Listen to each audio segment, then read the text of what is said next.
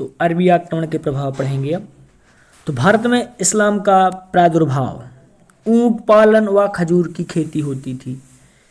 भारत अरब संस्कृति, व्यापार, ज्ञान, विज्ञान का आदान प्रदान था। तो भारत अरब संस्कृति, व्यापार, ज्ञान, विज्ञान का आदान प्रदान होता था। दिरहम नामक मुद्रा चलती थी। तो कौन सी मुद्रा? दिरहम नामक। जजिया नामक गैर मुस्लिम कर था। ज्ञान, भारत में दशमलव प्रणाली था, ठीक। और अरब जो थे तो मानसून शब्द और मानचित्र कला पर टिका हुआ था, ठीक। ये शब्द इसमें अरब से हमने प्राप्त किए थे भारत ने। कौन कौन से शब्द? मानसून शब्द और मानचित्र कला का, ये अरब से लिए गए शब्द हैं। सिंधु नदी के तट पर महफूजा या मंसूरा नामक नगर था। कौन सा शहर? मनफूजा और मंसूरा नामक नगर था। हिंदू शब्द का प्रथम बार प्रयोग फारसियों ने किया था। तो हिंदू शब्द का प्रथम बार प्रयोग किसने किया? फारसियों ने किया था। अरब विज्ञान सच्चे अर्थों में अंतर्राष्ट्रीय था। और सतीश चंद्र ने ये कहा है, क्या कहा है? अरब विज्ञान सच्चे अर्थों में अंतर्राष्ट्रीय था, ठीक। इसके बाद पढ़ेंगे हम जानकारी के स्रोत। तो सबसे पहली पुस्तक थी चचनामा। सिंध पर अरब आक्रमण का सर्वाधिक प्रमाणिक स्रोत चचनामा है। मोहम्मद बिन कासिम के किसी अज्ञात सैनिक द्वारा अरबी में चल रहे अबू बकर कुफी ने नसरुद्दीन कुबाचा के समय फारसी में अनुदित किया था। इसके बाद नेक्स्ट देखेंगे तो बिला दूरी किताब कौन सी थी? फुतूल अल बलदान। मीर मोहम्मद मासूम अकबर के दरबार में तारीख ए सिंध। लैनपूल, सिंध पर अरब आक्रमण भारतीय इतिहास में एक घटना व इस्लामी इतिहास में परिणाम विहीन जीत थी, ठीक। इसके बाद नेक्स्ट देखेंगे अन्य प्रमुख तत्व। ईरान खगोल शास्त्री अबू मासर ने 10 वर्ष तक बनारस में खगोल शास्त्र का अध्ययन किया। अज फाजरी ने ब्रह्म सिद्धांत ब्रह्मगुप्त द्वारा रचित एक खंड खाड्डक का अरबी में अनुवाद किया। साहित्य अरबी में अनुवाद। आर्यभट्ट का सूर्य सिद्धांत, चरक संहिता, सुश्रुत संहिता और पंचतंत्र, कालिला व दिमना। हाँ, भारत में गजनबी का आक्रमण। तो भारत में गजनबी का आक्रमण परिचय पढ़े पहले गजनबी का।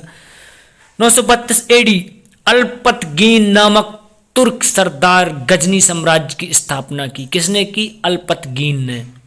राजधानी थी गजनी, अफगानिस्तान। 970 एडी दामाद व गुलाम सुबुक्तगीन ने हिंदू शाही वंश के शासक जयपाल पर आक्रमण किया, ठीक। पंजाब में हिंदू शाही राजवंश का शासन था। राजधानी क्या थी? उद्भांडपुर या बेहंद। भारत पर आक्रमण करने वाला प्रथम तुर्की मुस्लिम कौन था? महमूद गजनबी, ठीक। नहीं, सुबुक्तगीन ने हिंदू शाही वंश, सुबुक्तगीन था भारत पर आक्रमण करने वाला प्रथम तुर्की मुस्लिम था सुबुक्तगीन। सुबुक्तगीन का पुत्र महमूद गजनबी शासक बना। उपाधियां बगदाद के खलीफा अल आदिल बिल्लाह। अन्य उपाधियां कौन कौन सी? इसने कौन कौन सी दी थी? यामिन उद्दौला साम्राज्य का दाहिना हाथ। यामुन अल मिल्लत मुसलमानों का संरक्षक। सुल्तान प्रथम मुस्लिम शासक जिसने सुल्तान की उपाधि ली कौन था? ये था महमूद गजनबी, ठीक। इसने कौन कौन सी उपाधि ली? यामिन उद्दौला, अमीन उल मिल्लत, सुल्तान। इसके बाद अन्य उपाधि क्या थी? गाजी और बुतसिकन यानी मूर्ति भंजक। गजनबी ने खैबर दर्रे को पार कर भारत पर आक्रमण किया। तो सबसे मोस्ट है इसमें जो इसे खलीफा द्वारा उपाधियां दी गई थी, अल आदिल बिल्लाह खलीफा ने दी थी, यामिन उद्दौला और अमीन उल मिल्लत और सुल्तान द्वारा। इसमें सबसे पहले पढ़ेंगे गजनबी के आक्रमण के कारण। इतिहासकार हेनरी एलियट गजनबी ने भारत पर 17 बार आक्रमण किया। गजनबी के आक्रमण के कारण थे धन प्राप्ति, मध्य एशिया में साम्राज्य विस्तार, भारतीय गुट की से राज्य की रक्षा, इस्लाम का प्रचार, साम्राज्य स्थापना कभी भी उद्देश्य नहीं था, ठीक। गजनबी के प्रमुख आक्रमण प्रथम बार कब हुआ? सन 1000 ईस्वी हिंदू शाही राज्य के सीमावर्ती क्षेत्र पर पेशेवर और अन्य इलाकों पर ही हुआ। द्वितीय आक्रमण सन 1001 में हिंदू शाही राजा जयपाल राजधानी क्या थी? बेहंदिया, उद्भांडपुर, पेशावर। राजा जयपाल लोस्ट, आत्महत्या कर ली थी इसने, ठीक। बेटा आनंदपाल छाछ का युद्ध के शासक बना। इसके बाद इसका हुआ अगला आक्रमण 1014 में थानेश्वर हरियाणा, चंद्र स्वामिनी मंदिर कृष्ण। इसके बाद 1018 गंगा घाटी कन्नौज मथुरा पर प्रथम मुस्लिम गुर्जर प्रतिहार राजा राज्यपाल थे। इसके बाद 1019 से 1020 कलिंजर अभियान, चंदेल शासक विद्याधर था, ठीक, कलिंजर अभियान में। और 16वां इसने कब किया था? 1025 ईस्वी में सोमनाथ शिव मंदिर पर आक्रमण, शासक चालुक्य वंश के भीम प्रथम सिंधु नदी पर जाटों ने लूटा था, इसीलिए यह आक्रमण किया गया था।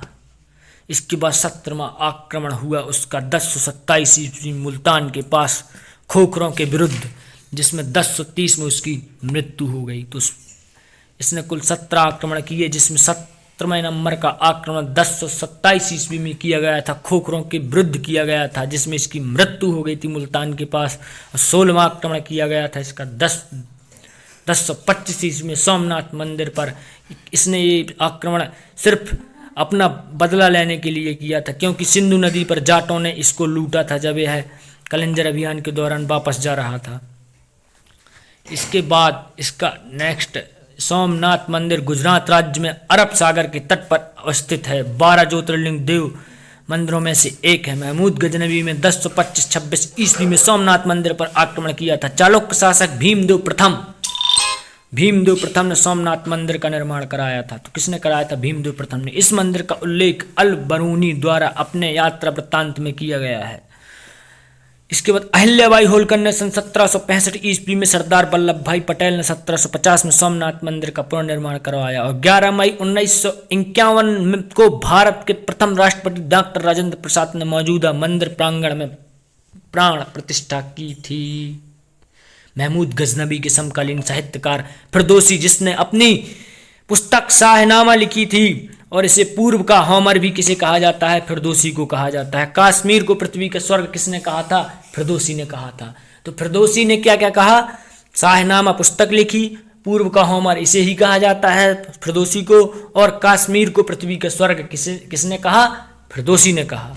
और फिर इसका एक और दरबारी इतिहासकार हुआ उतबी, इसने पुस्तक लिखी कौन सी? अरबी भाषा में, तारीख ए यामनी।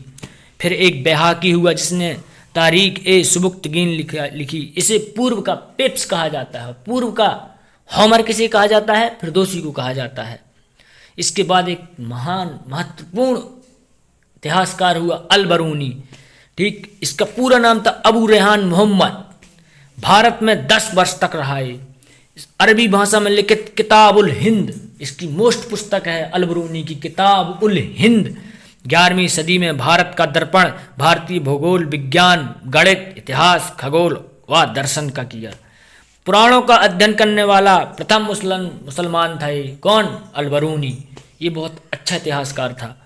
इसके बाद ख्वारिज्म अभियान में अल बरूनी रहा है। और हिंदू अनुवाद इसने रजनीकांत शर्मा का किया। अंग्रेजी अनुवाद किसने किया था? एडवर्ड सचाऊ ने किया। अल बरूनी धर्मनिरपेक्ष लेखक नहीं था।